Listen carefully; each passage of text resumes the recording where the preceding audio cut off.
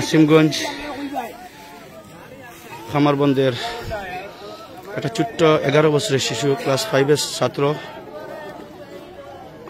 ছাত্র সোহেল আহমেদ বিগত এক সপ্তাহ থেকে নিখোঁজ।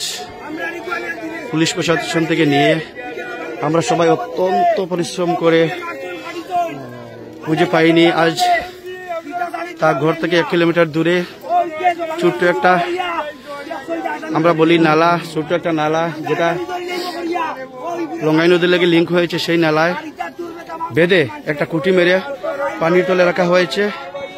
আপনারা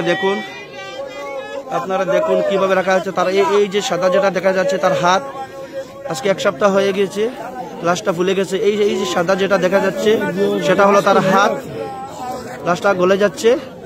কিন্তু কোন কুলাঙ্গাররা এই 11 বছরের ছোট্ট শিশু মাসুম বাচ্চাকে হত্যা করেছে। অত্যন্ত দুঃখের বিষয়, অত্যন্ত পরিতাপের বিষয়। হাজার হাজার মানুষ, সত্যি আজকে অত্যন্ত একটা বেদনাদায়ক দিন। মা বাবার একমাত্র সন্তান পাতাকান্দি সেন্ট্রাল পাবলিক স্কুলের ছাত্র, ক্লাস 5-এর ছাত্র সোহেল আহমেদ, ওকে কে বা কারা হত্যা করেছে। পুলিশ প্রশাসন এই মুহূর্তে আসছে, আসামি মোটামুটি শনাক্ত হবে, পুলিশ আশ্বাস দিয়েছেন। যাই হোক, এখনো কোনো সন্ধান মেলেনি। অত্যন্ত খারাপ লাগছে। আপনারা আবার দেখুন, আমি আবার দেখাচ্ছি।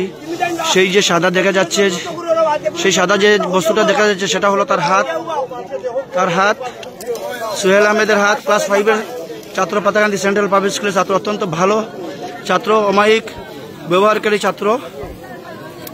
এটা মাসুম বাচ্চা, একটা ফিরিস্তা বাচ্চাকে কে বা কারা হত্যা করেছে। সত্যি অত্যন্ত মর্মাহত, অত্যন্ত দুঃখজনক ঘটনা।